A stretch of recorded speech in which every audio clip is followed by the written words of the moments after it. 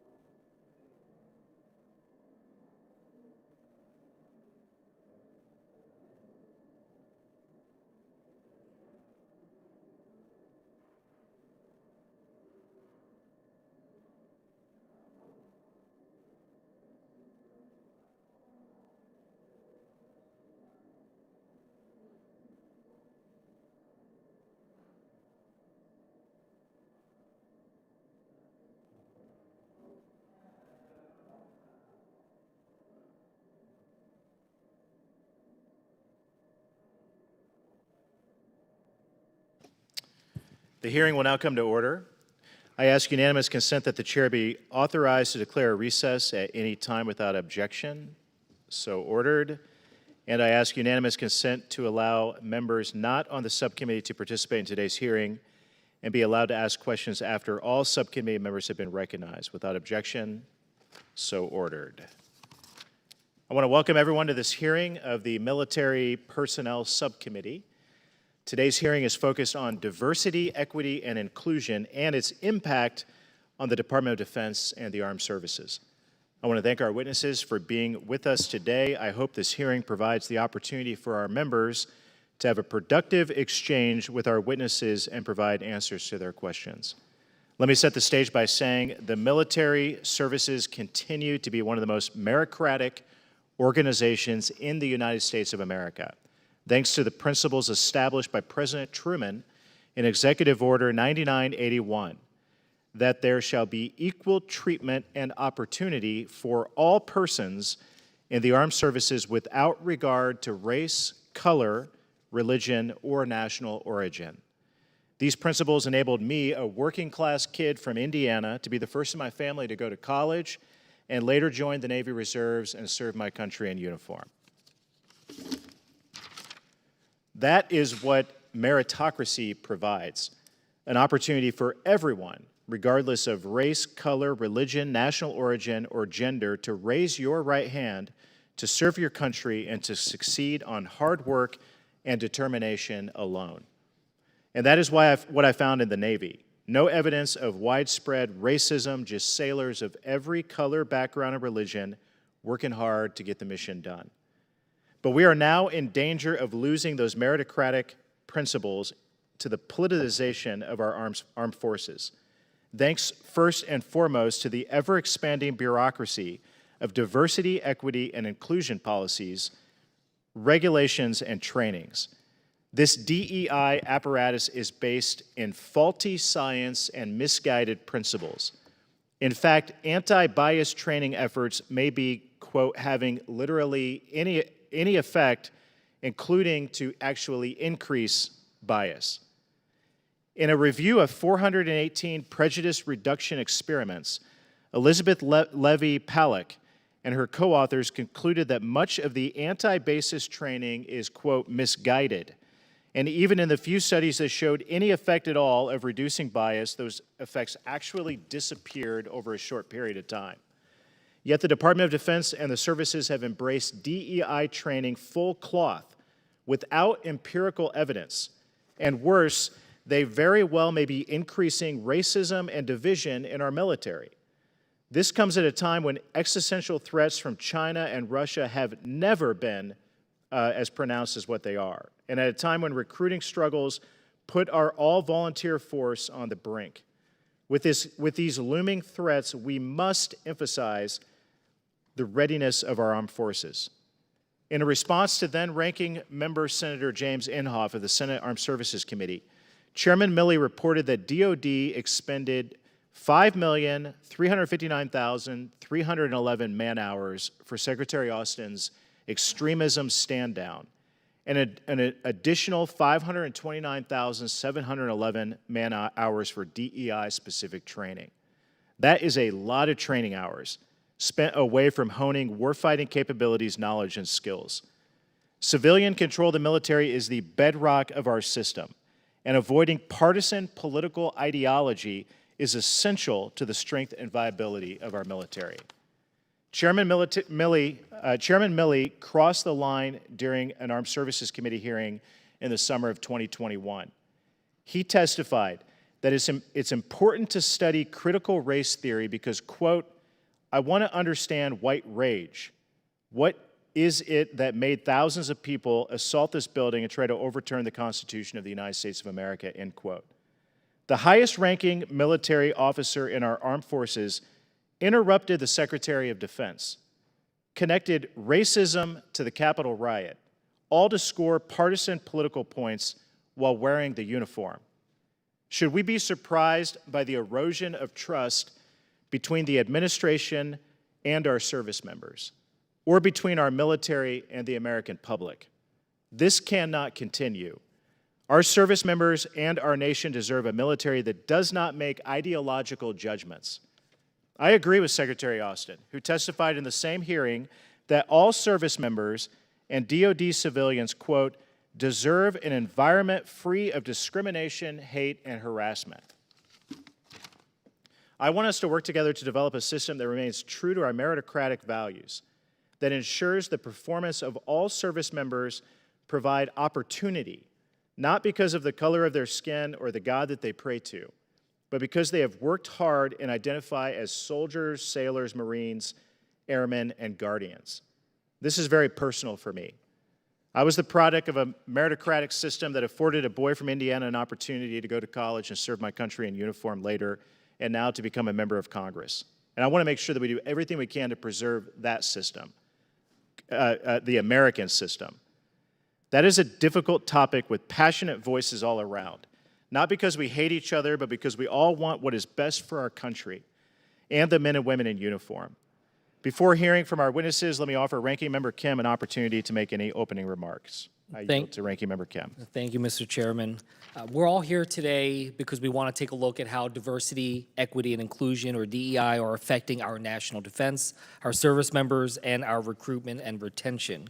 I had a chance to review your testimonies before today, and I noticed two common themes among them. First, you all defined diversity by saying that it meant more than just demographics alone. You said it encompasses knowledge, culture, values, and more, and I agree. Second, you also noted the value of bringing people with diverse backgrounds together to solve problems and matters of national security, and I agree with this too. As the services face an increasingly challenging recruiting environment, we should be taking steps to widen the pool that we can draw from for our all-volunteer force. That's common sense.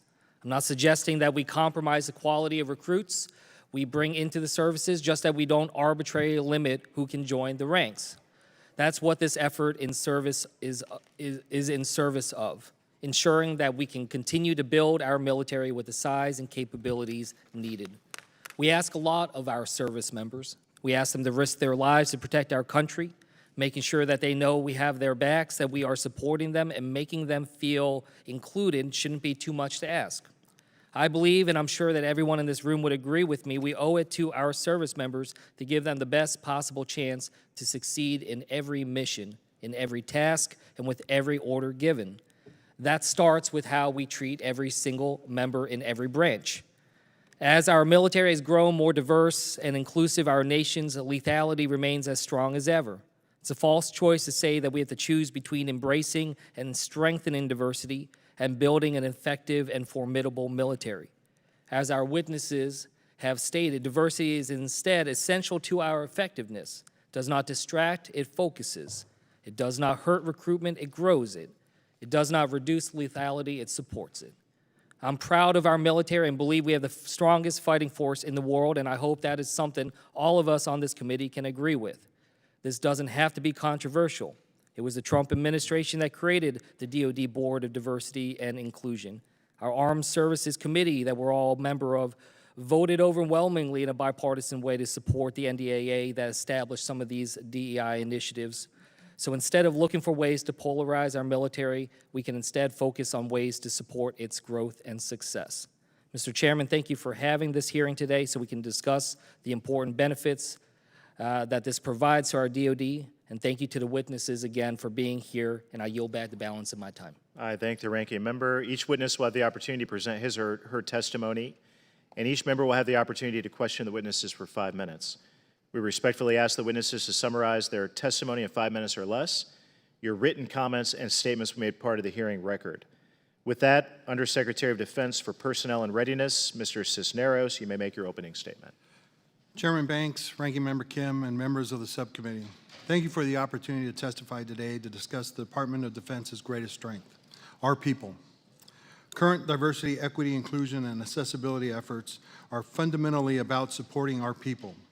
Today's total force, the most lethal force the world has ever known, is a testament to the Department's decade-long leadership on equal opportunity. But the Department is not immune to bias and prejudices, which is why it remains a priority. The diversity of the U.S. Armed Forces is one of our greatest strengths.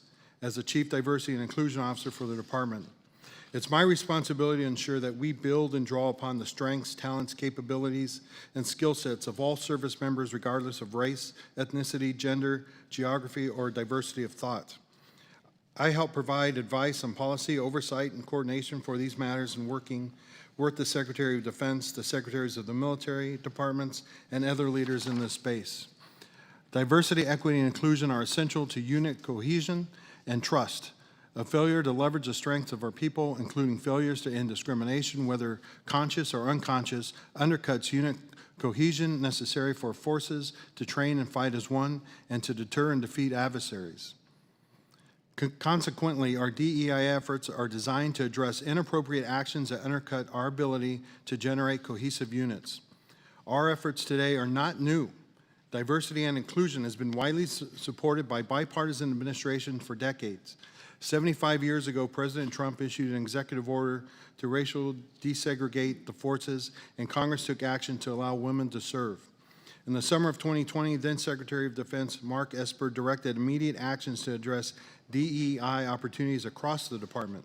He established the DoD Board of Diversity and Inclusion, which made comprehensive recommendations on recruitment, accessions, and means to retain and propel into leadership more diverse candidates and ideas to address climate and culture challenges that create barriers for minority members in the workplace. Congress has also been a strong partner in recent DEI efforts. The fiscal year 2021 NDA, which passed with bipartisan supermajorities, contained groundbreaking DEI provisions, which I am now diligently working to implement. These include creation of the DoD Chief Diversity Officer position. Additionally, requirements included creation of a diversity strategic plan and the incorporation of strategic goals related to diversity and inclusion in the armed forces within the National Defense Strategy. The Department has made progress in aspects of diversity, equity, and inclusion initiatives. For example, current demographics of enlisted service members reflect clear progress in a force more representative of our nation's total population. Recent initiatives to support a culture of equity, dignity, and respect include removing photographs and references to race, ethnicity, and gender from personal files and promotion and selection processes, enacting stronger protections against harassment and discrimination, training to detect and respond appropriately to bias, reviewing hairstyles and grooming policies, and training leaders on how to guide discussions on discrimination, prejudice, and bias.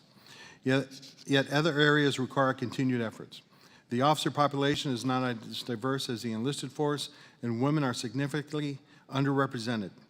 Many factors contribute to the lack of diversity at our highest grades, but one thing is certain: we must maintain a strong pipeline of diverse candidates. By building a diverse cohort of young, talented, and driven service members, we hope to see their accession up the chain of command and eventually placement in the highest ranks of leadership based on merit. Recently, we implemented talent management sprints to test promising initiatives to remove barriers and increase their opportunity across the career life cycle. We expanded ROTC, preparatory, and military service academy nomination programs to assess a broader pool for officer commissioning opportunities. We are studying barriers that negatively impact career advancement for service members and civilians. Secretary Austin has emphasized that one of the department's top priorities is to ensure that all who seek to join the community and share in our common purpose have the opportunity to leverage their capabilities, realize their full potential, and rise to the highest level of responsibility in the department. I am committed to working with you on the subcommittee to ensure our service members and civilian employees have every opportunity to succeed and contribute to the mission. Thank you again for the opportunity to appear here before the subcommittee, and I look forward to your questions. Thank you very much. Thank you. Now, Assistant Secretary of the Army for Manpower and Reserve Affairs, Ms. Schaefer, you may make your opening statement. Good afternoon. Chairman Banks, Ranking Member Kim, distinguished members of the subcommittee. Thank you for the opportunity to appear before you on behalf of the men and women of the United States Army. At the end of December 2022, the Senate confirmed me to be the Assistant Secretary of the Army for Manpower and Reserve Affairs, and I joined an amazing Army team that works tirelessly every day to improve the lives of our Army soldiers, civilians, and their families. I bring both deep and broad expertise to my current position, as well as a renewed emphasis on leveraging data and analysis to assess the effectiveness of our policies and programs to better target our resources in alignment with the Secretary of the Army's 6 main objectives. Between my previous position as the senior advisor to the current Deputy Secretary of Defense and my 16 years at RAND supporting the Department of Defense through research and analysis, my focus every day for years has been on improving our military's readiness to meet the objectives of our national security strategy and to improve the lives of our active and reserve component members and their families. In my current role, these continue to be my focus in service of our soldiers, civilians, and their families. My 3 priorities are readiness, including quality of life and prevention of harmful behaviors, manning the Army of 2030, and the strategic modernization of our personnel policies, processes, and systems across the entire spectrum of our Army People strategy. Readiness ensures that we have the ability to project combat power whenever, wherever it is required. Manning the Army of 2030 requires not only the new weapons systems and doctrines to succeed in the future of warfare, but also the people who have the appropriate skills and competencies for tomorrow, not just today. Strategic modernization includes how we recruit and hire, how we grow, employ and manage our talent, and how we create a workplace culture that enables people to thrive and want to grow and expand their careers in the Army. The Army's mission remains unchanged: to fight and win our nation's wars. We do this with a trained and ready force, prepared to respond to the evolving threat landscape. There is no better investment to ensure the readiness of the Army than our people. Our people are our strength and our strategic advantage. We draw talent from every state and territory, building cohesive teams of people with infinite backgrounds, talents, and viewpoints they bring to the fight. Therefore, our number 1 priority is people, our soldiers, our Army civilians, their families, and veterans who are soldiers for life. In 2019, the Army published the Army People Strategy, which describes a clear framework to acquire, develop, employ, and return the diversity of talent needed to achieve total Army readiness. The vision of this strategy is to build cohesive teams that capitalize on the positive and powerful aspects of Army culture, create people-focused commands and organizations that prevent harmful behaviors, and build trust across our formations. The nation we serve is becoming increasingly diverse, and the soldiers and Army civilians we recruit will reflect those trends. To keep our Army strong and accomplish the mission, we must attract, recruit, and retain people who embody the best of America, and we must offer them opportunities that allow them to fulfill their aspirations. A diverse and talented force of trained and cohesive teams is the most important indicator of our readiness. Chairman Banks, Ranking Member Kim, members of this subcommittee, I thank you for your generous and unwavering support of our outstanding soldiers, civilian professionals, and their families. I look forward to our discussion and your questions. Thank you. Mr. Parker? Good afternoon, Chairman Banks, Ranking Member Kim, and distinguished members of the subcommittee. I appreciate the opportunity to appear before you today.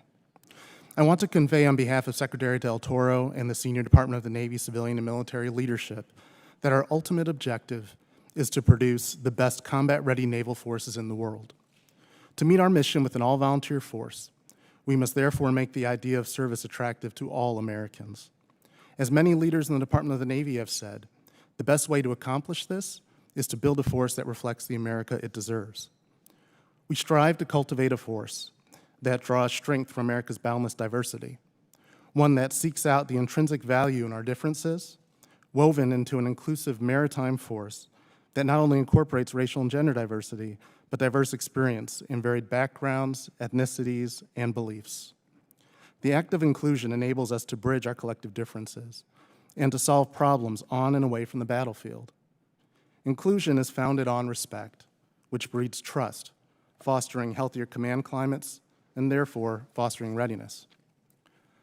Our greatest asset is our sailors, Marines, and their families, along with our civilian workforce. To retain our competitive advantage in these times, we must leverage the strengths of all people. Valuing diversity is a way of enabling all segments of our society to understand that their capacity to serve is valued and to help create conditions in which they will not only want to serve, but also will stay and have the opportunity to realize their full potential. This will allow the Navy and Marine Corps to more fully avail ourselves of the best possible talent that all America has to offer. Our Navy and Marine Corps team must foster a culture of warfighting excellence. Treating each other with dignity and respect is foundational to that effort. To that end, we're exploring data-driven approaches to increase our understanding of existing challenges and improve our efforts to address them. We are making progress in creating an environment that embraces diversity, equity, inclusion, and accessibility. Our country is more diverse than ever. However, that diversity is not fully reflected in our military, especially in the senior military leadership ranks. Similarly, the majority of our service members come from only a portion of our nation, leaving other areas of the country less represented. Competing in today's complex global environment requires us to expand our geographic diversity to find the most innovative and open-minded cadre of recruits from every part of this great nation. Harnessing a new generation of talent will best be accomplished by actively seeking to incorporate skilled individuals from all regions, backgrounds, and segments of society. The retention of our best qualified from all corners of America is equally important. As leaders, we must concentrate on the fundamentals of good leadership, knowing that engaging our people, supporting their development, and equipping them to succeed will help them find fulfillment in their careers, consistent with their faithful commitment to serving our country. Our nation needs a strong, well-trained, and well-equipped Navy and Marine Corps to address the wide array of challenges and threats we face. To be a combat-ready force, we must leverage the strengths of our people. We are doing our utmost to build a force that draws from and therefore reflects our entire nation, thereby increasing our military readiness and maritime dominance by assessing the full range of our nation's talent.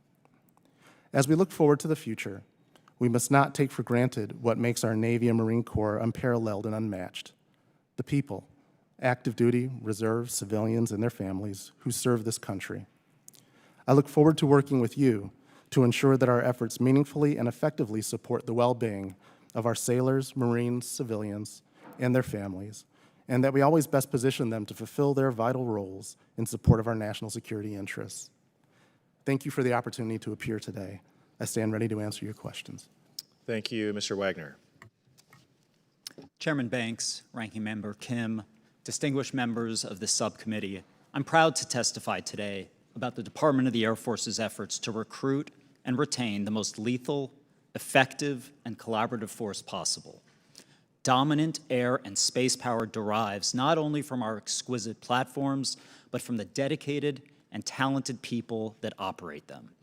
Intentional diversity and inclusion efforts allow us to tap into the full talents of the American people and then leverage those talents to defend the nation.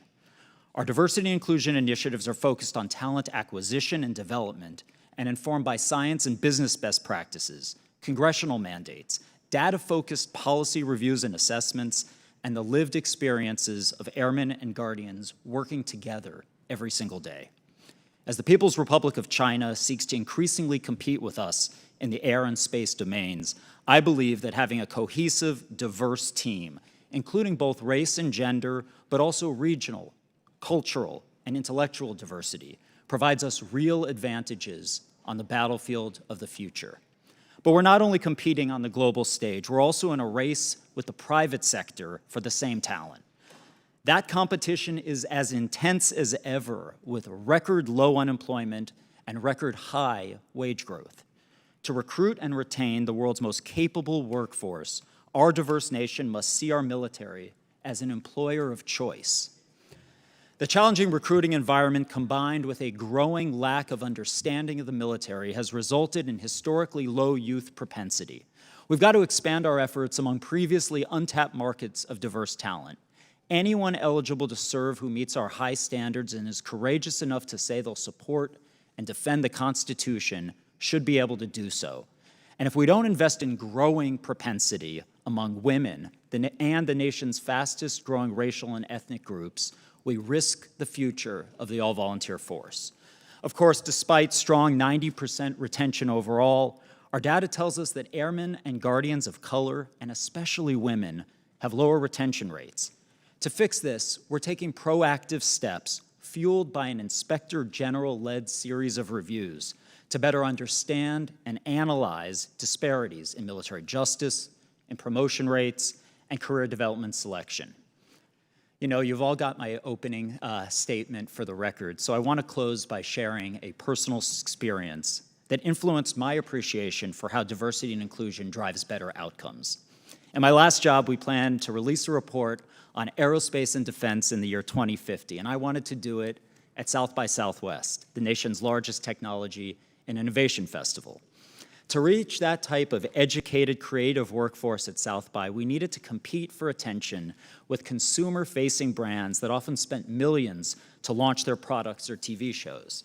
I thought we could get noticed by giving away cool swag alongside the report, and my idea was branded socks. We spent some time debating the color of the socks, the logo, and just how many to order. And just before finalizing the plan, a young woman on my team came in and asked if she could speak to me privately. She confided, "Alex, you know women don't really wear crew socks." I asked, "Well, what do they wear?" And she responded, "Ankle socks." It had never occurred to me to order any other kind of socks than the kind that I was familiar with. Her suggestion had merit, and we ended up ordering half ankle and half crew socks. Of course, the socks were a hit. But what was telling was that demand for the ankle socks by both women and men was higher than for the crew socks, and substantially so. Our entire project was more effective because a woman on my team was comfortable sharing her perspective with a pretty opinionated male boss, and that I was open to that input. Intentionally building a diverse team and then creating an environment where everyone feels like their voices are valued and heard is not only the right thing to do, but it gets you better outcomes. Given the DAF's high-stake mission, we need every tool available to defend the nation and our interests, and maximizing the talents and unleashing the problem-solving skills of all of our people provide America with distinct advantages. With that, I look forward to the conversation and your questions. Okay, thank you very much. To begin questions, I will yield 5 minutes to Representative Stefanik. Thank you, Chairman Banks. Mr. Cisneros, are you familiar with the tweet? It's both on the screens, it should be up there, and right behind me, by the former DoD Chief of Diversity, Equity, and Inclusion, Kalisa Wing. Are you familiar with the tweet? Can you please read the tweet aloud? So exhausted at the white folks in these PD sessions, this lady actually had the audacity to say black people can be racist too. I had to stop the session and give Karen the business. We are not the majority. We don't have power. A thread, why us for assistance. And again, for the viewers who are watching this is the former chief of DEI for DoD, for schools in our Department of Defense. This is wildly inappropriate and unacceptable. Would you agree with that, Mr. Cisneros? I do agree that that is not acceptable. It's not condoned by, it's not something I would condone, and it's not condoned by DoD or the Department of Defense. Well, when I raised this issue, in fact, I wrote a letter to the Department of September of last year and did not receive a response. It was only when I wrote a follow-up letter on November of last year, we did finally get a response in December stating the department was conducting an inquiry into this matter. Today, 6 months after that initial inquiry, you responded 3 hours prior to this hearing, which is a trend for Biden administration officials at the last minute scrambling before these hearings, claiming that you determined Ms. Wing was speaking, quote, in a personal capacity, and that her colleagues never heard her made similar comments at work. However, interestingly, in the letter, which I want to submit for the record, Without objection. it also states that she has been transferred as part of headquarters restructuring. She was reassigned to another position that does not include diversity, equity, and inclusion specific responsibilities. I have a feeling that has to do with the fact that we have shined light on this. But my question for you is, will you commit to making the review and the findings publicly available to Congress and to service members? Ma'am, you did get the letter today.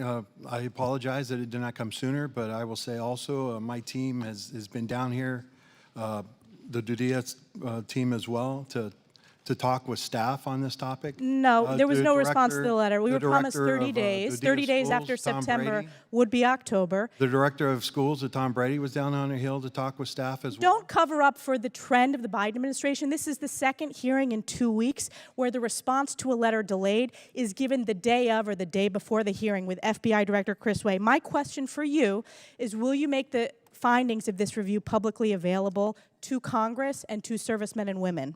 You know, Ms. Wing is a GS employee. She's not a senior executive. There are restrictions that we have to follow, but we will look into the matter as far as to see what can be shared and what can't. Well, we're requesting that. My next question for you is, have you read Kalisa Wing's books titled, What is White Privilege? What Does It Mean to Defund the Police? What is the Black Lives Matter movement? Have you read those books? I have not read those books. Are you aware, however, that those books are in DoD K-12 schools throughout the country? I do not know, I can't say with certainty, I do not know that they are in those libraries at all, or if they have been, or if they are now. Well, they are. Do you think that's appropriate? I don't know for a fact that they are. They are. I'm telling you they are. That's why I asked you the question. You should know. You're a DoD official. I'm informing you. You should know the answer that they are available. Well, And one reason you should know that is because in her own presentation as a DoD employee at a DoD summit, she stated, quote, "My passion work is dismantling disparate discipline systems, and I am hugely passionate about dismantling the school-to-prison pipeline. I've written a book, Promises and Possibilities, Dismantling the School-to-Prison Pipeline." Shameless plug. That's her words, end quote. So while conducting her official duties as a DoD employee, she advertised not only her personal social media accounts, which included this tweet, her personal websites, but she advertised her personal books. Are you aware that this is illegal for DoD employees to advertise and promote their personal books, that they will profit off of those sales? Again, this was a book that she wrote in a personal matter. It was on her personal tweet, I guess, from what I understand. No, it wasn't on a personal You're tweet. saying? It was at a DoD summit. In her capacity presenting as a DoD official, she promoted her book, and in fact, she stated this is a shameless plug for her book. Is that illegal, and is that appropriate? I don't know who she was talking to or what the summer was. I'm not aware with that, but I can look into it and I'll get back to you. Well, you seem to not know a lot of what's happening in the department. You seem to be inappropriate. So my expectation is that we'll continue educating you on what's happening in the Biden administration Department of Defense, but this is absolutely unacceptable. We expect that report, and I will take it as a result that we delivered, making sure that she should have been fired completely, but she was at least moved somewhere else, not dealing with our kids' educational systems. Well, there are restrictions that, again, she's a GS employee. She's not a senior executive. The inquiry did find that, you know, the tweets that she made or comments that she made were not in line with the Department of Defense or DoD schools, but they were made on a personal basis. That was the result of the inquiry. And we will look into the privacy that's in there, and we will share, we will look into what we can share and what we can't share. I'll yield back to the chair. Yield 5 minutes to Ranking Member Kim. I'm going to yield to Congresswoman Joe Takuda. Thank you very much. You know, taking a look at the testimony, I appreciate all of you being here today. We do see that there is an increase in AA and HPI recruitment. Hawaii, where I represent, is actually one of the hotspots historically for recruitment, where you have a significant number coming from our Asian American, Native Hawaiian, Pacific Islander communities. Now, according to the military's Workplace Equal Opportunity Survey from 2017, almost a quarter of Asian American servicemen reported racial or ethnic harassment or discrimination. My question to you is, during the pandemic, our country witnessed a significant rise in AAPI hate and discrimination incidences. Has there been an updated survey done post-pandemic that has tracked to see if this is the same case with our military servicemen and women? The discrimination that's been taking place amongst our AAPI community throughout the country because of the COVID pandemic was just unacceptable and very unfortunate. But I will tell you, I have not received, since I've been the the Chief Diversity and Inclusion Officer, since I've been the Undersecretary for Personnel Readiness, I have not come across any cases within the Department of Defense where I've seen any cases of discrimination based on that. Okay, well, sir, it was more than unfortunate. We're talking about lives being in danger. We're talking about discrimination and hate racism in our country. And in fact, if in 2017, before the pandemic, when we were talking about COVID and we had things like Kung Flu being flung out from the highest offices of this country, you already had 1 in 4 service members of color, of AAPI background, saying that they felt intimidated, felt discrimination. I can only imagine that would have increased. So are you telling me that you have never heard of any incidences of AAPI hate, discrimination taking place in the last 2.5 years when we have literally seen people beaten in our streets? If you're talking in general across the United States, I'm yes, talking about I within have. the service, Within sir. the Department of the Military, I have not come across, or none have been open to me, where people have been discriminated or put in a situation Okay. to where they Clearly, you folks have kind of felt not updated the threatened. survey. I would humbly ask that if we did this survey in 2017 and we saw a trend where 1 in 4 members felt discrimination at this time, felt ethnic harassment, then I would guess that we should be doing a follow-up survey disaggregated by ethnicity so we can see across the board where is discrimination and harassment taking place? What are we doing to actually address this? I want to move on to my next question, still somewhat related. As we focus our attention now on strategic competition with China, combating anti-AA, NHPI hate, bias, discrimination, and xenophobia is not just going to be about protecting the civil rights of our people. It's also going to be a strategic imperative. Now, DEI initiatives help combat anti-AA, NHPI hate and discrimination and should be creating a welcoming and attractive environment that can draw the best talent and workforce to the department and enhance our competitive edge with China. We need people that have critical language and cultural understanding to meet the demands in this vastly diverse Indo-Pacific region, right on the edge of my district, and that includes China, because competition is not just about the assets and capabilities we can field, but also, more importantly, the strategies and doctrines we employ. To succeed in that requires the empathy to understand both the culture and the philosophy that define the way our strategic competitors think and perceive the world. It's hard to be able to do that and acquire that without strong AAPI representation in our military and especially in its senior leadership. We know that this works. One only has to look back to World War II. My grandfather was in the military intelligence service. Thanks to these brave men, we know for a fact that the war was shortened and lives were saved. And yet we also know that for these AA and HPI men, when they came home, many of them came home to racism, discrimination, hate. To the panel today, now as we look forward to having to engage critically with strategic competition with China, how are we going to learn from the mistakes of the past? And how are we going to better protect and foster a positive environment that will allow us to recruit and retain and take care of the civil rights of our AA and HPI servicemen and civilian personnel? Ma'am, we want to make sure the environment is inclusive for all of our service members and all those that want to join the service, whether they're AAPI or any racial or ethnic background. You know, my family's a melting pot. I have an aunt that's Chinese. I have cousins that are Chinese. One of my first department heads when I was in the U.S. Navy was Filipino. I had the pleasure of working with many of them throughout, was serving in the United States Navy and in the armed forces. Making sure that they're all treated fairly and everybody's treated fairly is a big thing, and we need to do better at recruiting I agree them we need and to do better, promoting sir. them. My time's about to yield, and I appreciate, yes, I hope you treat every serviceman and woman like it was your family, your friend that you were taking a look in. I can tell you right now, if we have no data to even say whether or not they woman's face time has discrimination, then we're not taking care of them like we would our own loved ones. Yield Thank 5 you. Yield minutes, back. Representative Gates. I would like to go back to the tweets of the racist person that works for you. What does caudacity mean? I have no idea, Congressman. You took 6 months to investigate one tweet. You didn't even figure out what the words meant? I didn't investigate the thing. She's a DoD. Well, you she's said in the Fox she's News a- article that you were going to take 30 days and investigate, and it took you 6 months. In a 6-month investigation, you guys didn't learn what caudacity meant? I think you know. I think every person that's going to watch this exchange knows you know. She's trying to lash audaciousness with someone being Caucasian, isn't she?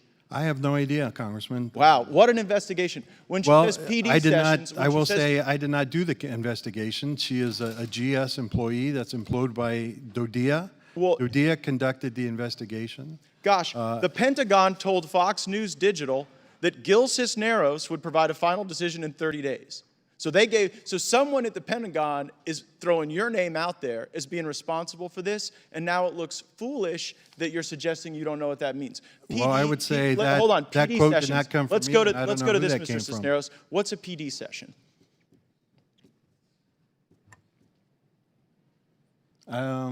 My guess would be personal development. Personal development. You don't think it's professional development?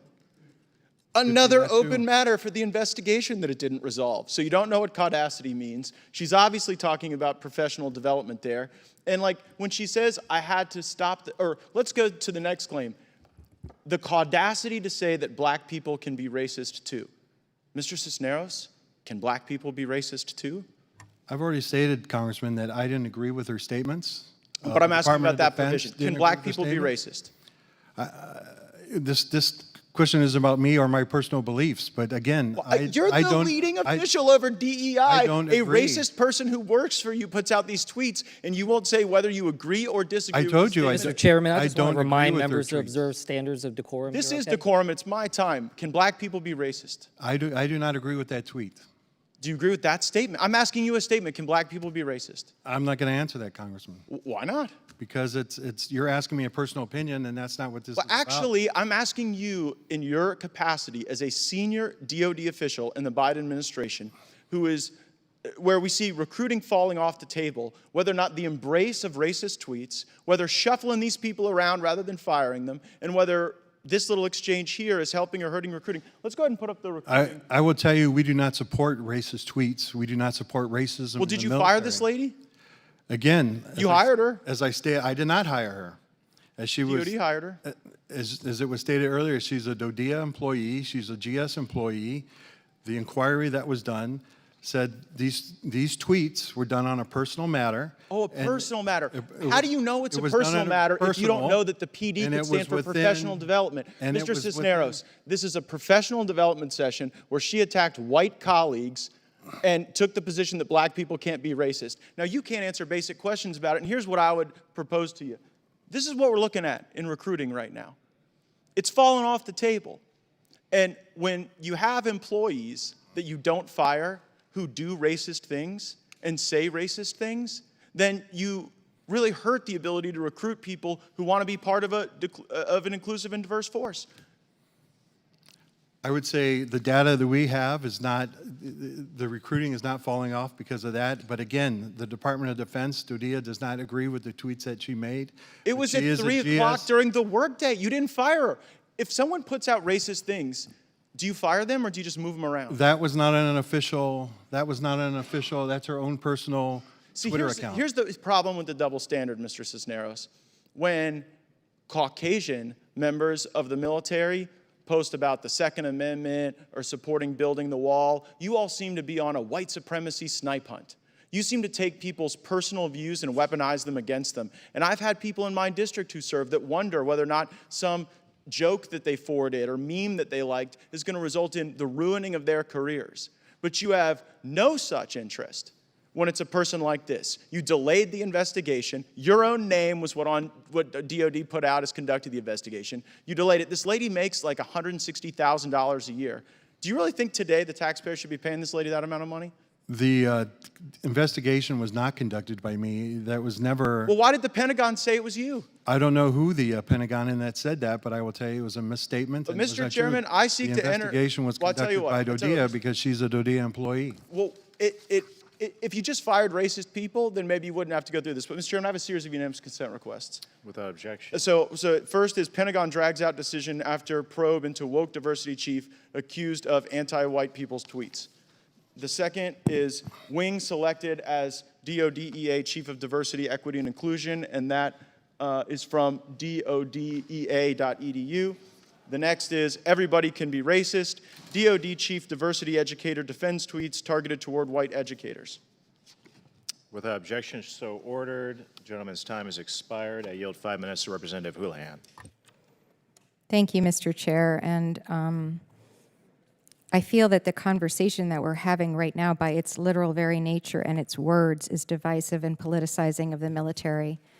And I feel as though it's one of the reasons why, not the reason why, recruiting may be seeing a sag is that people don't see themselves in the military. They don't see their nation in the military.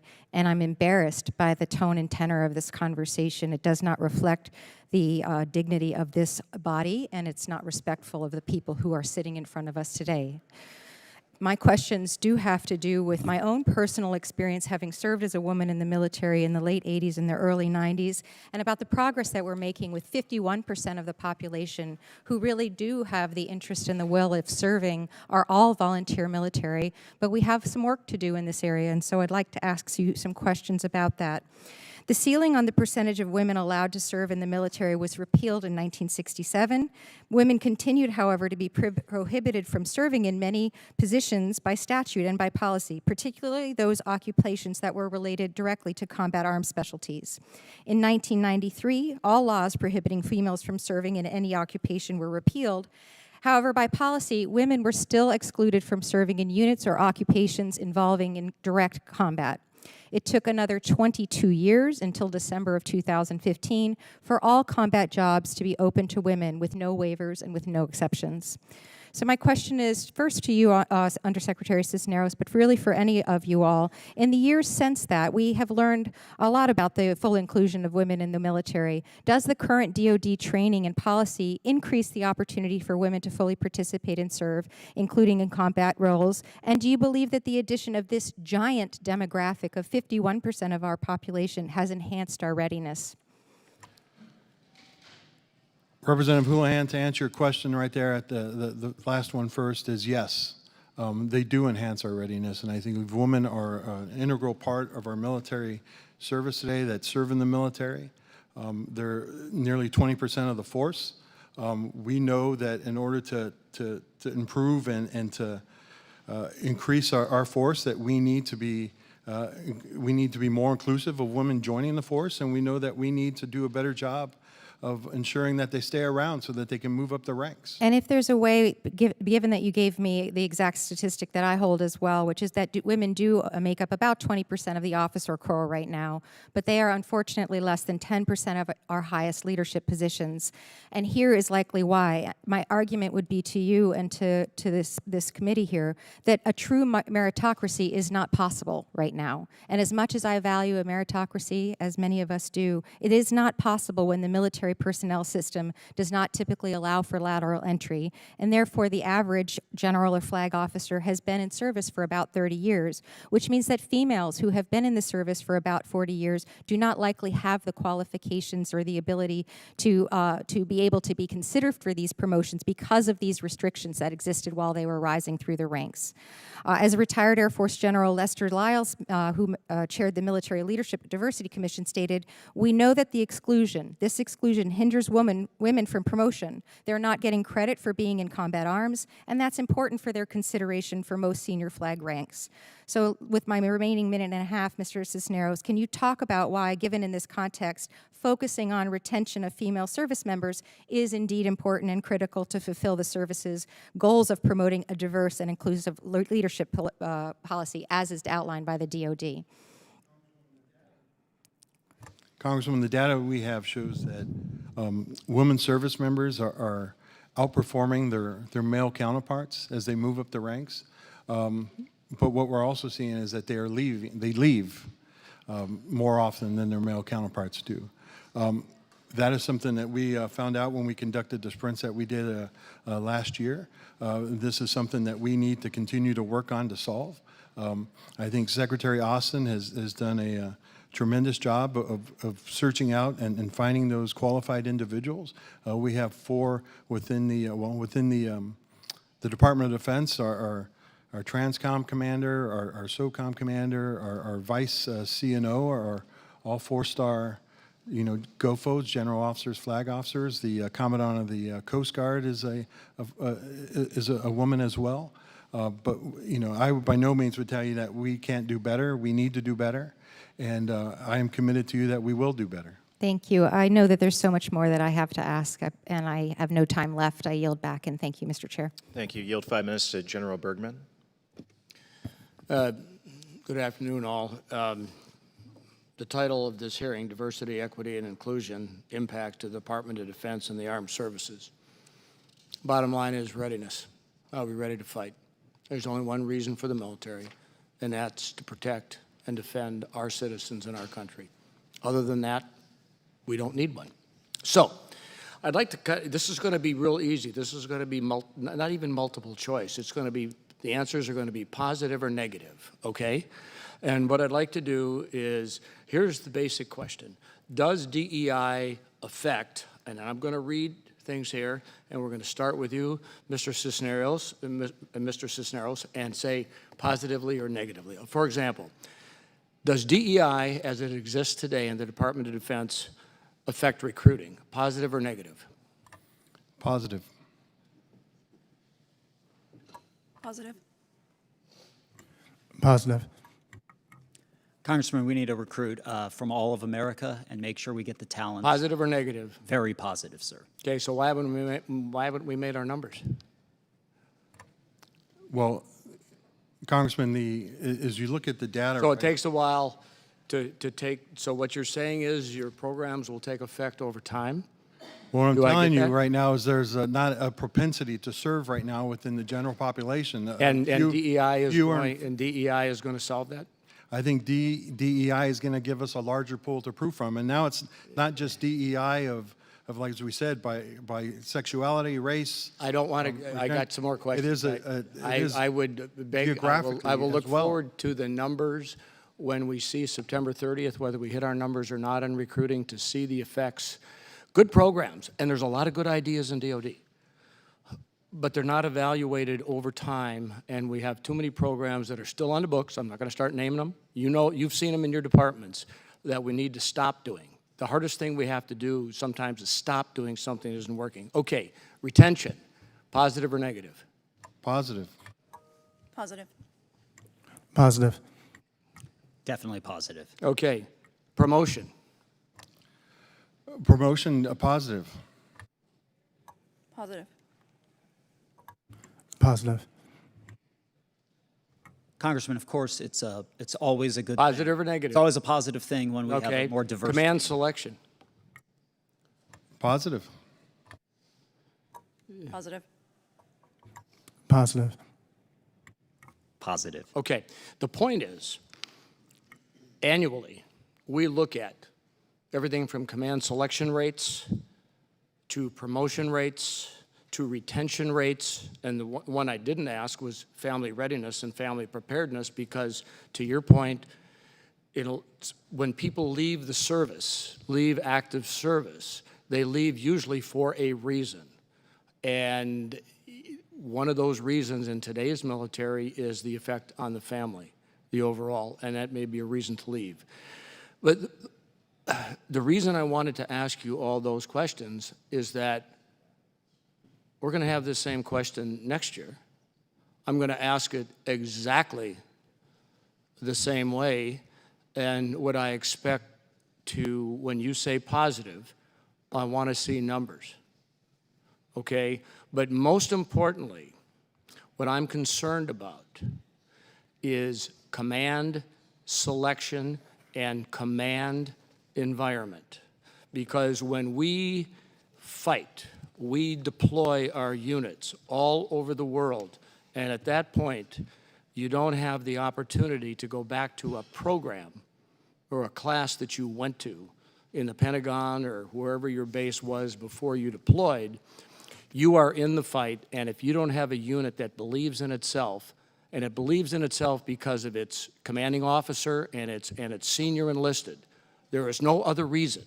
There is no other reason that that unit will be successful. And being successful means you accomplish the mission and you bring people home. So having said that, I look at this as teeing it up to make sure that next year when we have this hearing, we want to see substantial numbers that show that you said was positive was in fact positive and not just posturing. And with that, I yield back. Thank you. Yield 5 minutes to Rep. Strickland. Thank you very much, Chairman Banks and Ranking Member Kim.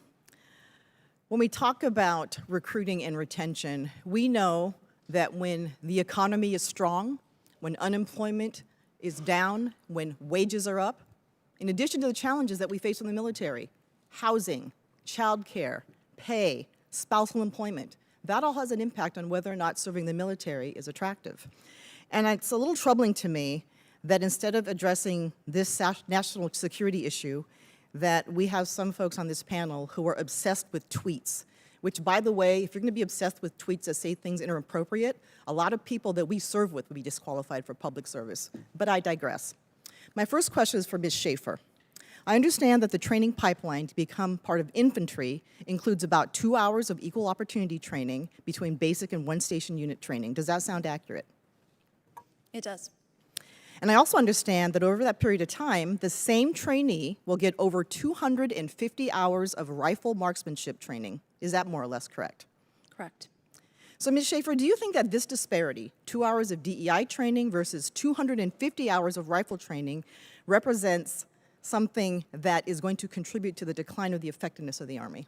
No, and I would clarify that the 2 hours of DEI training, it's actually 1 hour depending on which part of basic training you go through. That is actually statutorily mandated MEO and EEO training. Great, thank you. Evolving national demographics mean that almost half of the 70 million or so Generation Z Americans are racial minorities, and almost a third are immigrants or children of immigrants. RAND studied this on behalf of the Army, and their research shows that individual recruiter characteristics such as gender and race are directly related to recruiter productivity. In other words, young Americans are more likely to join the military if their recruiters look like them. Mr. Cisneros, can you please describe how changing demographics inform the department's long-term approach to talent recruitment and retention? As you stated, right, the demographics of the nation are changing. Eventually, one day, we're going to be a minority-majority nation. And not only are we changing the minority population increasing, but it's also spreading out through different parts of the country as well. You know, being Hispanic, Hispanics are typically part of the Southwest, but now they've kind of moved into other areas of the country, down in the South and the Northeast as well. Looking at this, what we want to do is really kind of ensure, as you said, right, we want to be ensure that we can show that individuals, you know, when somebody's being recruited, that they're looking, that they can see people that look like them and they can imagine that, hey, I can do this as well one day. And so it is important there, right, to make sure that individuals are able to see themselves in this career field, right? I think the personal touch is very important. And when I first took over this job, I met with the commanding officer of Recruit Command in the Army. You know, we have to be sure that we set for people for success. And he told me a story about how they had an Asian service member who was serving, was from Southern California, but they put him to recruit in the Bronx, in New York. So they quickly realized their mistake and they moved him back to the community where he was from so he could appeal to those individuals. Now that doesn't mean our recruiters can only recruit people that look like them, but you know, I think when we go after certain communities, it is important that they're able to see someone like themselves, that they can picture that into their future. Great, thank you. And I just want to share something about diversity training. In 2017, the DoD did an equal opportunity survey, and here's what we discovered. Diversity training is effective and popular. 82% of service members reported diversity is important to building a high-quality workforce. 83% supported their services diversity efforts, and 75% reported that diversity initiatives positively affected their service. 92% said that training was effective in reducing or preventing harassment and discrimination. So the people who are serving, the vast majority of them say that DEI efforts are in fact effective. I yield back. Thank you. Yield 5 minutes to Representative Waltz. Thank you, Mr. Chairman. And I just want to start out and make something very clear to all of our witnesses, to everybody watching, to my colleagues.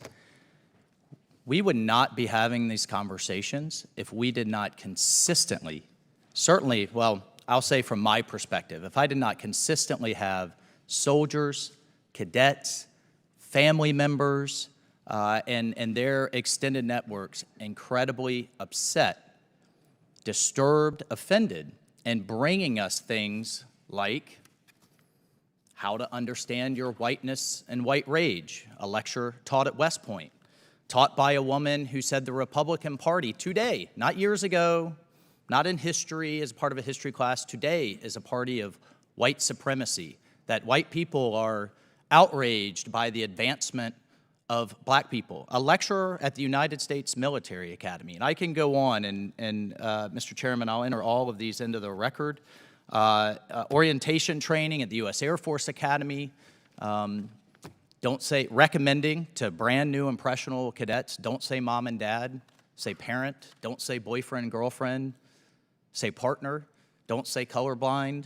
You know, I mean, we can go down the list. So I guess my point is, and to my colleagues as well, this isn't coming from us. I think deep down a lot of people think that Republican lawmakers are making this stuff up just to score political points. I would have no idea about any of it unless I had whole binders full that cadets and soldiers were bringing to us. So what you need to ask yourselves, and I said the same thing to your enlisted leaders across the services, why aren't they coming to your chain of command?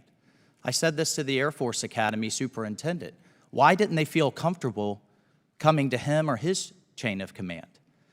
Why did we have a conservative Muslim cadet who was disturbed and offended, didn't feel comfortable, or a Caucasian cadet who thought they would be canceled? You need to ask yourselves this as we deal with this recruiting crisis, and I ask you to pull those filters back and maybe look at kind of the other side of this equation. So we had the first African-American Secretary of Defense order a service-wide, entire department, 2.5 million members, stand down over extremism in the ranks. Yet, and we had a hearing in this committee on the same topic, yet a year later, the Pentagon's own study shows 100 service members out of 2.5 million. In case everybody wants to do the math, that's 0.0004% engaged in any form of extremism. And we hear a lot about, well, we need a military that reflects society. In fact, the military is overrepresented compared to society, with by 2020 figures, 20% African American compared to 13%, 18% Hispanic compared to 18%. So I'm trying to figure out what is the crisis that you're trying to address, Mr. Cisneros. We have less than 0.001% engaging in extremism. We have a representation, a strong representation, a proud representation of minorities within our ranks. Why this focus on DEI? I don't think there's a crisis that we're trying to address, but we want to ensure that all individuals. We had a training stand down from the Secretary of Defense as the first order. Well, not on accidents, not on planes crashing, not on ships crashing, although those things are happening. We didn't have service-wide stand-downs then. We had one on extremism in the ranks, though the own study showed no extremism. And we have an overrepresentation. We do have a military that reflects society. There are my cases, colleagues would assert. You just said yourself, sir, that there are cases of extremism. Now, you may say it's like not that many, but I think 100 We lose more people in accidents. 100 cases of extremism. Out of 2.5 million? 100 too many. I mean, we had an individual just this month that got sentenced for trying to, as a neo-Nazi who and trying that's to turn his horrific. platoon I over. want to be clear and on the record. That should always be prosecuted. We should never stand for it any more than we should stand for those tweets. But I want to get, so the goal is the elimination then of any type of racism in the military? Because racism will always exist, so we have to look at priorities with limited dollars. Well, I think we are looking at priorities, and Secretary Austin's priorities are defend the nation. Can I just ask you very quickly, what's the difference in equality and equity? Equity is equal outcomes. How do you get equal outcomes in the United States military? How do we get equal outcomes is by ensuring that everybody is treated equally. Ensuring that there is that would be equal opportunity, well, my friend. Equal outcomes is communism. Well, we want... Gentleman's time has expired. Thank you, Mr. Chairman. Yield 5 minutes, Representative Horsford.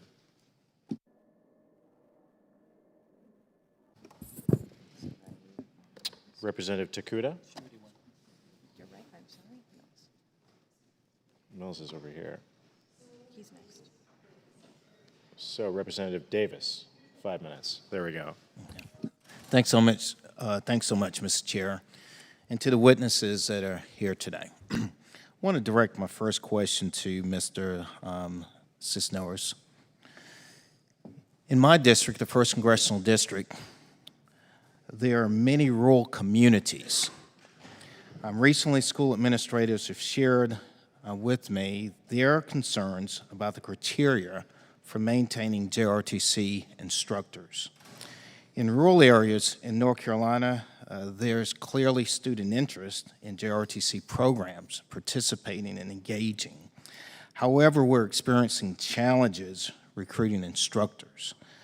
So what are your thoughts on how we can engage in rural communities? Congressman, you know, the JROTC programs are programs that have wide bipartisan support. I believe here on the Hill, they have the support of the Department of Defense. You know, they are community programs that are used to engage, you know, individuals that are in high school. So they're very popular programs. Schools like them as well. You know, we want to do what we can to make sure that these programs succeed, and also, you know, hopefully with the support of Congress, we can expand these programs into other areas as well. Are you familiar with any barriers, in particular in rural communities, that we may currently face to actually keep JRTC programs active? I'm not familiar with any particular program that may be facing difficulties with keeping it active in a rural community. But again, I think we're more than happy to work with your office to kind of find out any solutions or hear about any issues that you may be experiencing in your district. Thank you, and I look forward to that. I want to direct my question to Mr. Wagner and then come back to Mr. Cisneros on this question as well. I'm actually a proud former assistant professor of aerospace studies at Detachment 600, served as the Commandant of Cadets at the time, and at East Carolina University. I'm so proud to represent Elizabeth City State University, which is an HBCU. The university, they've made significant investments in their aviation program, and they are getting great results to get interest amongst students and so forth in the community. They're also interested in activating the Air Force ROTC program. I understand there's one HBCU in the nation, that's actually viable.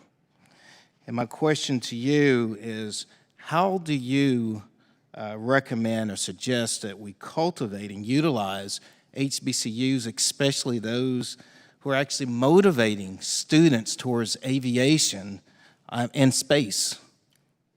Congressman, I'm very familiar with that college. When I was at the Aerospace Industries Association, we developed a partnership with leadership to cultivate students at Elizabeth City. And one of the things and the challenges that we've seen is that we need a better partnership with the American people, but also through their elected representatives, to get the word out for what we're doing to encourage ROTC, but specifically at HBCUs. You know, the Air Force has a program where if you are a freshman in an HBCU, you meet our 2.5 minimum GPA, you meet our medical accession standards, and you can pass our PT test, you can get a full scholarship for the next 3 years, including a $10,000 housing allowance. But let me ask this question. When we're talking one in the nation that's deemed viable, and I believe between Host and Crosstown, about 15, what are we doing to cultivate the relationship, and especially when we see areas that are motivating students towards aviation and space? Our viability matrix involves a number of graduates who are able to commission. So I think it begins with finding a better way to raise the visibility of careers in the Air Force and Space Force, helping people understand what the military is, reducing that familiarity gap, and then I think we'll be able to partner aggressively to figure out better ways to attract and then assess more officers, particularly given all the things we're doing with HBCUs. Mr. Chair, could Mrs. Cisneros give a brief response? Thank you. We definitely support, our partnerships and relationships at our HBCUs with amongst all the services and OSD. Just this past, just earlier this year, the Secretary was down at Howard, where the Air Force partnered with Howard University and a number of HBCUs to create a URIC that is going to help fund $90 million of research for HBCUs, led by Howard University. That's going to really help raise the level of research and development that's done at those universities and help hopefully raise them up to R1 status. Mr. Chair, I appreciate it. There are other HBCUs. Howard is the one that's viable, and I would love to see the Secretary make it to others. But thank you, and I yield back. Thank you. 5 minutes to Representative Mills. Thank you, Mr. Chairman. Thank you for everyone that's here. I first want to start out by saying that I'm a very proud United States Army combat veteran. Served a lot of my time overseas, happily spent a lot of that in Fort Bragg in the 82nd Airborne Division, where I served with a Cambodian gentleman who was born in Cambodia and lived in Los Angeles. Served with a black gentleman who was born in Brooklyn. I served with a Caucasian gentleman who was born in Lombard, Illinois. There was quite a bit of diversity. We'd come from different walks of life, but what brought us together wasn't DEI and critical race theory-based training. It was cohesive training and an understanding of what it was to have increased lethality and bring us together knowing that we would be there to fight and protect one another. Now, I want to ask a quick question to all of you. When's the last time each of you had walked through Arlington Cemetery? Congressman, I was just there last week. I walk through there almost every day. I live in that area. And 2 years ago, Congressman. Congressman, I used to be the Chief of Staff to the Army Secretary, which, as you know, is the executive agent for Arlington. So it's been Excellent. a few years. So then you could all answer this question very easily. How is our headstones aligned? Are they in rows by race or by gender or by what their religious belief is or their sexual orientation? Some of them are done by religious belief. Those Jewish service members have a different tombstone than a cross, but they are aligned diagonally and make sure they're in line as in formation. But is it aligned by their race or by their genders? It's not. I'll help you with that. It's aligned by who you were fighting and who you died beside, what battlefield that you fell on, what ultimate sacrifice that you made for this nation. Now, that seems like a really positive thing whenever you talk about the fact that they didn't look at who it was that I was next to that I died, but the fact that we were all fighting the same fight, because at the end of the day, we all bled green. Kind of the military I came from, where we believed in increased lethality and readiness and not CRT, DEI, and pronouns. But as I said before, Mr. Cisneros, we absolutely, 150%, can out-pronoun every single one of our adversaries. And China and Russia, I'm sure, are quaking in their boots over this.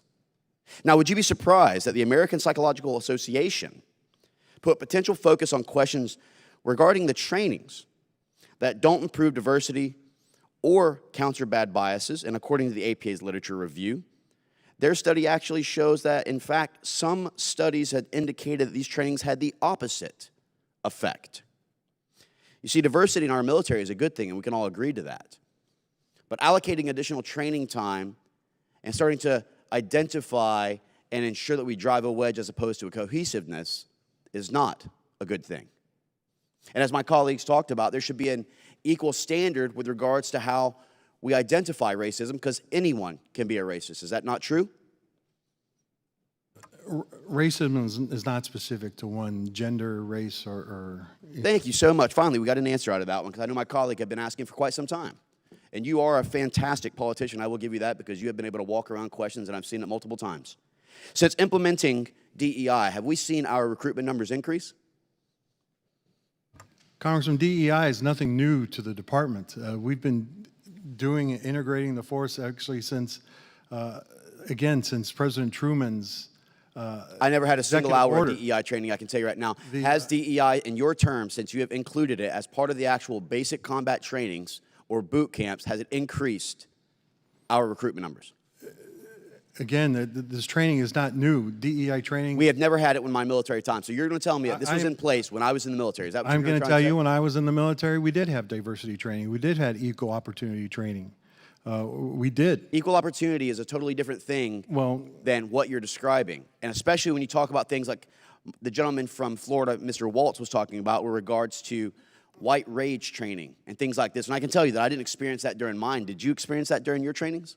I did not experience that under my training either, but I will tell you from what the superintendent of West Point has said, they're not conducting that type of training at West Point either. Do you think that our recruitment numbers are where they need to be at 25,000 in deficit? I am telling you, we do have a problem with recruiting. And do you think that has anything to do with the morale that has been killed and determined that DEI and CRT has become the priority over increased lethality and readiness of our U.S. forces? I would say our readiness of our forces is the most important thing. This nation is ready to be defended by our armed services. Well, then I look forward to you actually prioritizing our recruitment and our actual lethal force strategy as opposed to DEI. Thank you so much. And with that, I yield back my time. Yield 5 minutes to Representative Sewell.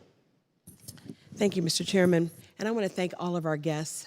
Today's topic is very important, and it saddens me to see that some of our members are using it as an opportunity to focus in on one employee who, on their personal email, made comments that have been discredited by the armed services as the barometer for diversity and inclusion efforts in our military. The reality is, as a former lawyer, a reformed lawyer, it's important that we realize that discrimination in the workplace is illegal. And we all have a part to play in that. And employers often have training on sexual harassment, on diversity and inclusion. It is an acknowledgement that diversity is truly the strength in America, and it is something that we should take seriously and not politicize or weaponize. With that said, I am the proud representative of Alabama's 7th Congressional District, which is a civil rights district. It includes historic cities like Montgomery and Birmingham and my hometown of Selma. Our forefathers and foremothers, black and white, different religions, came together and made this nation realize live up to the ideals, the highest ideals of equality and justice for all. It saddens me to see that my HBCU's ROTC programs are not up to par. It saddens me to see that we are not trying to give more resources. It's about readiness, right? And we want the very best players on the field. And so often, some of the very best players don't get a chance to come in because they have not been given an equal opportunity to reach their God-given potential. One of my colleagues asked the difference between equality and equity. Equality is giving everyone the same opportunity. Equity is acknowledging that not everybody starts at the same place. And so a reallocation of resources such that some people need a little bit more help to do that. Why? Because of generations of slavery, generations of redlining. We can go on and on and on and on about it's not disputed, racism in this country. Having said that, we are making progress, but we can only make progress if all of us working together acknowledge that we have a role to play. Now, in the military, I want the very best on that field. I know that our military is already the very best, but it can only stay the very best if we are giving opportunities equally and we're providing resources to those who have systematically and institutionally been left behind. So I say that to say I'm going to send a letter to Secretary Austin inviting him to Tuskegee, to its ROTC program. It may not be one of the, Howard is one of 15 ROTC and HBCUs that passes the test. And yet we have smart, capable, able young men and young women in our ROTC programs across this nation in HBCUs. It is a ready-made source of talent. It just is. Okay, having said that, my question is to you, Alex, Mr. Wagner. Can you talk a little bit about the rapid, America's rapid demographic shifts that are occurring right now? Do you agree with me that this is a serious readiness issue if we are not being inclusive in acknowledgement that there are demographic shifts and we're falling behind in the military in recruiting, retaining, and promoting? I do, Congresswoman, and I'd also add that we need to keep pace with America's rapid demographic changes, not only in our enlisted corps, but also in our officer corps. And the Air Force last summer put in place aggressive goals for our applicant pool based on gender and racial and ethnic classifications in order to target resources and to target priority at expanding the pool so we can keep pace with America's changing demographics. And I'd like to say in closing that you have to see it to believe it. You can be told that you have the opportunity, but unless you see it, touch it, feel it, which is why having Secretary Austin, a four-star general, come to Tuskegee will show a commitment and a level of commitment from this military that HBCUs matter and that people of color matter, and we want to touch it, feel it, see it, to really believe that we can achieve it. Thank you. Gentlewoman's time has expired. Yield 5 minutes to Representative Alford. Thank you, Mr. Chairman. Thank you, Ranking Member Kim, and our distinguished witnesses for being here today. Appreciate it. Considering the threats posed by China and other adversaries, I think these woke programs are really detracting from our readiness. I think we've talked about this before. Since January of 21, the military has spent 529,771 man-hours on diversity, equity, inclusion training, almost $500 million on contract support and administrative costs. Meanwhile, China is getting ready to invade Taiwan. We've got to be focusing on our adversaries and not our pronouns and not DEI. Americans trust in our military, but it's declining rapidly. We're facing a recruitment crisis, as you know. Only 9% of America's youth are even interested. I've got a question I want all of you to answer, if you would, please. We'll start with you, Mr. Cisneros. Does our strength in our military lie in our diversity or our commonality? First, Congressman, let me tell you. Can you just answer the question? I'm sorry. I don't have much time. I know we're all tired. We're hungry. To answer the question there. Does it lie in our diversity or our commonality? Well, let me say that. Does it lie in our diversity or commonality? Our armed services is ready to defend this nation. Sir. They are ready to fight. Mr. Cisneros, does our strength of a military lie in our commonality or diversity? I believe diversity does add a strength to our military. Ms. Schaefer, diversity or commonality? Diversity. Mr. Parker? Congressman, I believe both. Both. So I you're going to believe have it both. both ways, diversity and commonality. I believe both. Mr. Wagner? Congressman, not only do I not believe they're mutually exclusive, I believe they're mutually reinforcing.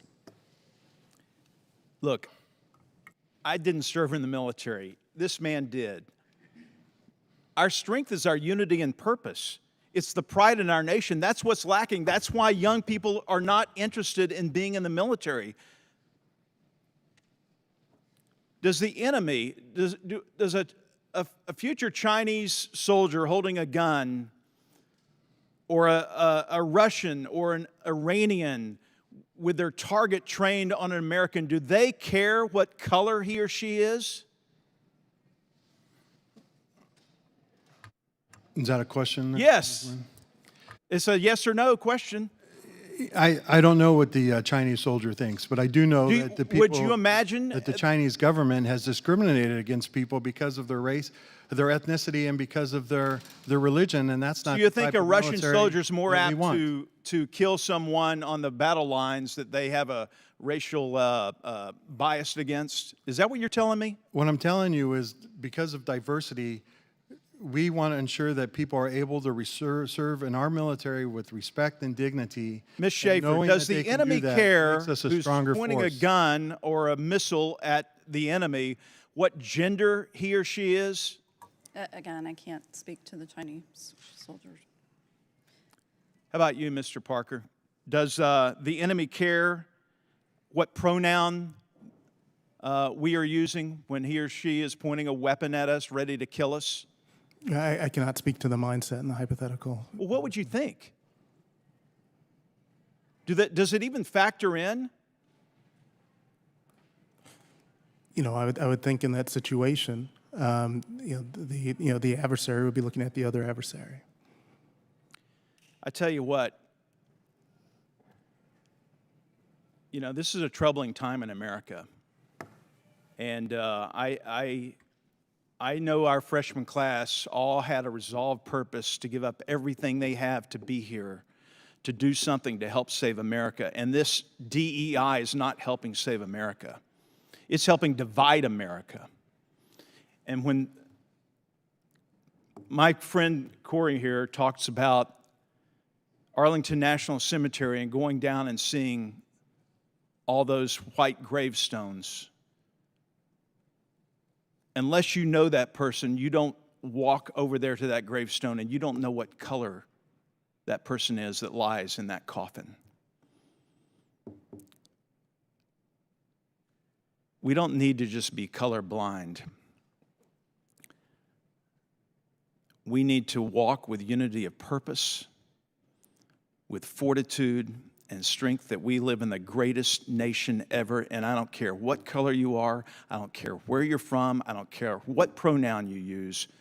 We are in this together, and we better get it right. Gentleman's Now time yield has back. expired. Yield 5 minutes to Representative Escobar.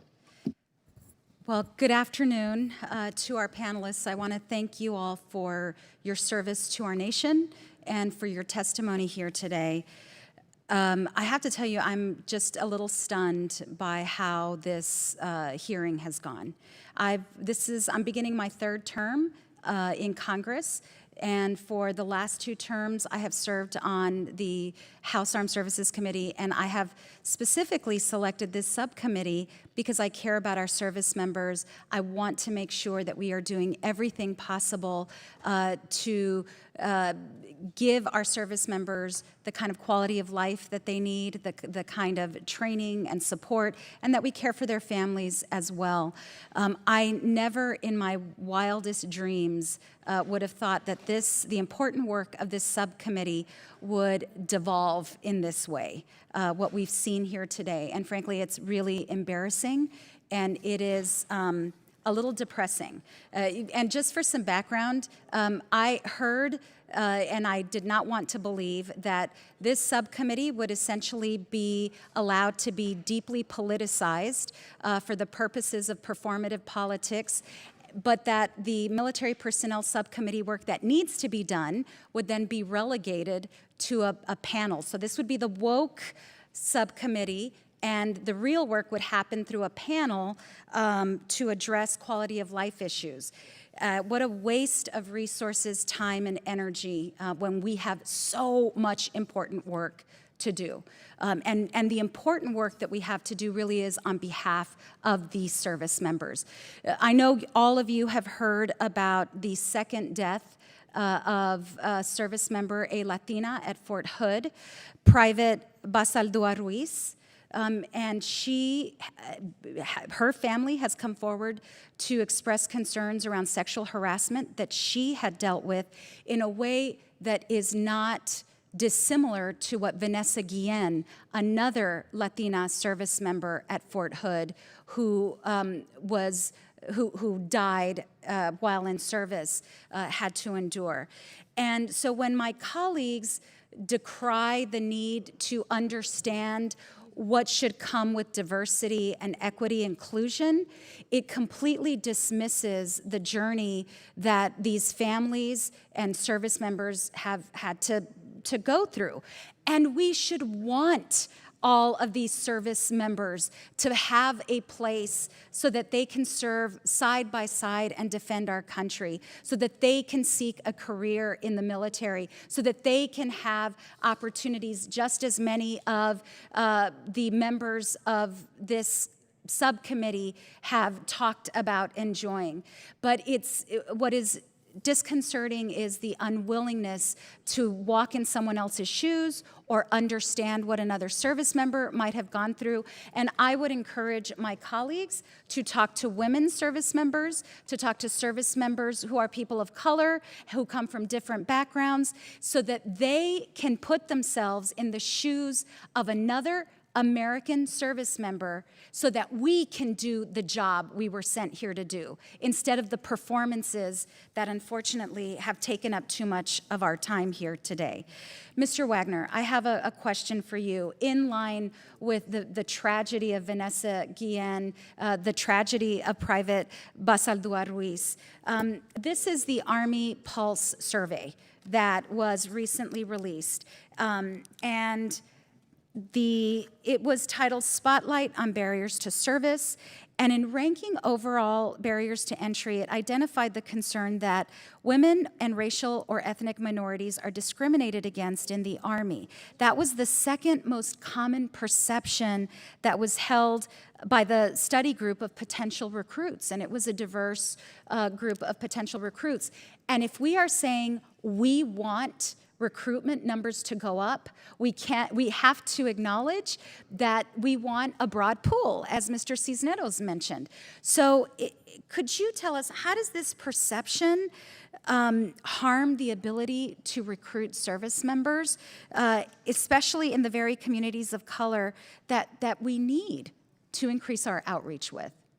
Congresswoman, I'll defer on the specifics of the Army study to my colleague, Secretary Schaefer, but what I will say is that the Department of the Air Force is laser focused on making sure that service members, where there are disparities in military justice, in education benefits, and command selection, in promotions, up and down the chain, we are looking for where there are disparities. We had our Inspector General in 2020 conduct a comprehensive investigation. We followed it up in 2021 with an additional investigation.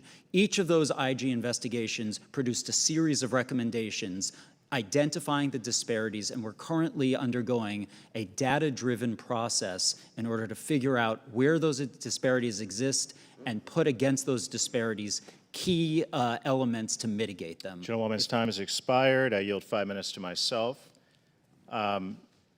Secretary Cisneros, how do you eliminate political bias or partisan politics from DEI training? Congressman, thanks for the question, but when we do DEI training, we don't emphasize any type of politics, right? Again, for us, it's about ensuring that people are treated with respect and dignity. Do you have discussions among your team about how to eliminate partisan politics and ideology from DEI training? Does that discussion ever occur? Have you ever had that discussion with your team?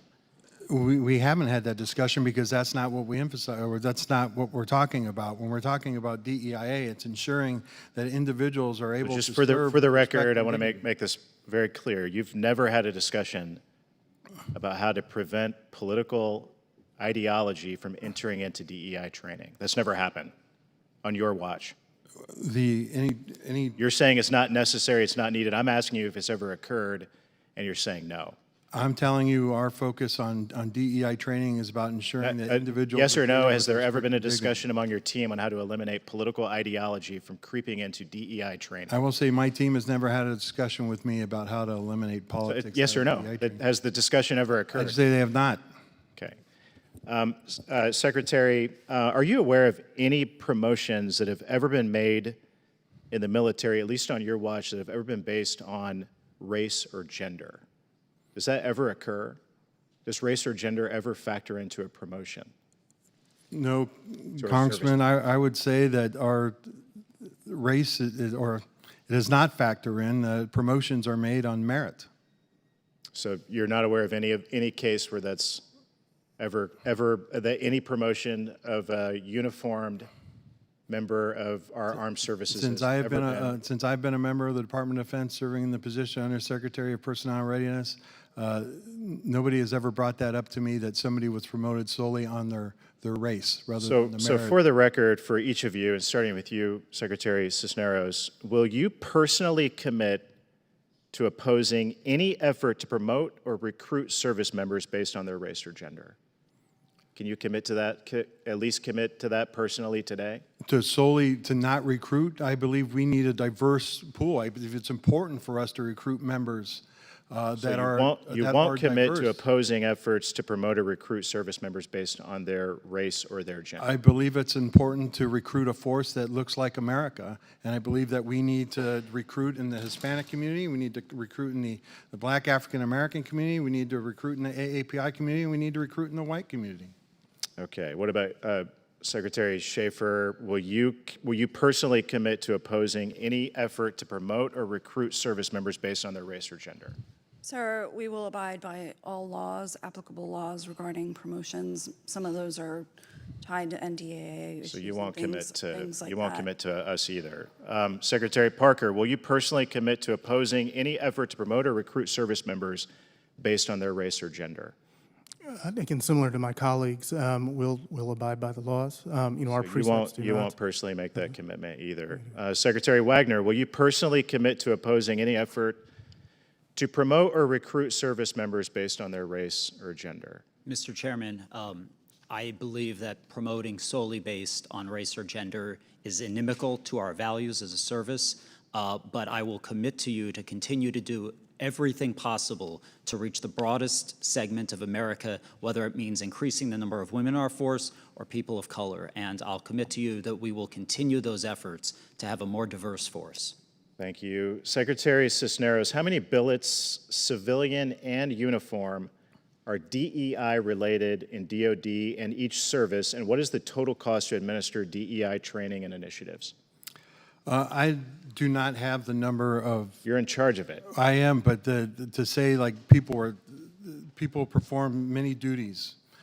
For myself, I'm the Chief Diversity and Inclusion Officer, but I'm also the Undersecretary of Defense for Personnel Readiness. I do not have a number for you to say that these people. So you're in are charge of it, but specifically- you can't tell us the total cost to administer DEI or how many billets, civilian and uniform in the military are DEI related. I can tell you that people perform many duties within the Department of Defense, and those that perform DEI are also performing other duties as well. So it's hard to say that I do not have a number for you, but How many I'll take it DEI for- experts do we need in the military? I don't know if you can put a number on that either. I know we have DIA professionals that do a number Sounds of like you think we need more of them. I did not say that we need more of them. Do we need more of them? Yes or no? You're in charge of it. Well, I believe we need to have a focus You on can't DEIA. tell us how much it costs. You can't tell us how much time is geared toward DEI. You can't answer how many DEI experts we need in the department. I think that speaks volumes. I yield 5 minutes to Representative Kim. Thank you, Mr. Chairman. Mr. Cisneros, you've had a couple questions come your way about why aren't we hitting our recruitment numbers? And you saw that chart there. They had a really steep cliff in 2020. Can you elucidate to us what might have been happening in the year 2020 that would have hurt our recruitment in this country? Well, I will tell you what hurt the recruitment was the pandemic that was going on. Recruiters didn't have access to high schools where they could go in and talk with individuals, and they will tell you personally that direct access, one-on-one contact is crucial to recruiting people into the military. Thank you. Thank you. It's so important that we have this context because I've been listening to this whole hearing, and it just kind of boggles my mind, honestly, in terms of how we're trying to make what seems like mountains out of molehills here. I mean, it just really feels like we're trying to say that the entirety of the recruitment problem that we're facing is because of DEI. And that's just, manipulation of data, manipulation of, and frankly, misunderstandings that are being pushed out to the American people about this. Another aspect about it is this conversation makes it sound like that's all we do, that the only training that we're providing to people is DEI. So I guess I just wanted to ask each and every one of you, if you have concerns that we are doing this too much, if this is taking away or coming at the expense of other types of training. So Dr. Schaefer, why don't we start with you? Absolutely not. Mr. Parker? Absolutely not. I have no concerns. Mr. Wagner? Definitely not, and I'd echo the remarks before this subcommittee of the Chief Master Sergeant of the Air Force a couple weeks ago, where she expressed concern that what is hurting our recruiting is characterizing the military as not focused on warfighting and not focused on readiness. Yeah. No, thank you for that context. That was a very powerful testimony just the other week. You know, there was a number thrown out here at the beginning of the hearing and kind of scattered throughout as well. I was looking it up. It was Chairman Milley said that 5,889,082 man-hours have gone towards DEI, the extremist stand-down, and other types of efforts during this administration. So I'm looking at that number, and I'm thinking to myself here, well, look, we have, what, an active and reserve and guard force about 2.4 million. Is that about right, Mr. Cisneros? So we're going to take that number there. Let's divide it by the number of people that we have to just get a sense of how much time are people being asked to be able to spend on DEI. So we're taking this 5.9 million, 2.4 million, about 2.5 hours. Does that sound about right, what you're seeing? It sounds about right, Congressman. So we're spending here this entire hearing, which frankly at this point when we end will be about 2.5 hours maybe. This is what we're talking about, just the context I want people to understand. Is that we're talking about something that is good for us to do, to embrace our diversity, to recognize that some people want us to make sure that we're listening to them, that we see them. But we're doing it in a way that's calibrated. They're doing it in a way that recognizes there's lots of other things that we need to make sure that our service members are able to learn and able to go forward on. And I think that's something that Congressman Bergman was kind of getting at, and I agree with him that we want to make sure that we're looking at the metrics of how effective our military is and whether or not that lethality is continuing to be strong. So I guess I just want to ask you each here, as we're putting this into context, the challenges we face with recruitment in large part because of the pandemic, that we have DI training, but it's not something that's overwhelming, taking over the entirety of the training of our service members. But with each and every one of you, is your service any less capable or lethal due to this 2.5 hours of training or other types of DEI training that we're doing? Dr. Schaefer. No. Mr. Parker. No. Mr. Wagner. Congressman, I believe that anything that creates a stronger, more cohesive team, and many of these trainings do, helps us with our lethality and our readiness. So absolutely, I don't believe so. Yeah, thank you. And one thing, Mr. Wagner, I just want to kind of pull on, because just I'm running out of time here, is I just thought you had a really eloquent point in your statement that I just want to end here on. You said, anyone eligible to serve who meets our high standards and is courageous enough to pledge that they'll support and defend the Constitution should be able to do so. I think that that is what this committee should always focus on. And I'll get caught up in this performative nonsense that sometimes we find ourselves in. So I hope that we can continue to work together in a way that lives up to that statement. Thank you, and I yield back. Gentleman's time has expired. 5 minutes to Representative Horsford. Thank you, Chairman Banks, and to our ranking member, Mr. Kim. I know a lot has been discussed today. I just want to focus on the important role that our military academies play in developing leaders who share the Department of Defense's vision for a diverse and inclusive force. In July of 2022, the GAO recommended that each service secretary ensure that their respective service academy develop and implement diversity and inclusion performance measures to assess the effectiveness of their program and develop a standardized process to document discrimination and harassment allegations that are not entered into the formal complaint processing system. Can each of you expand on how your service has implemented this recommendation to date?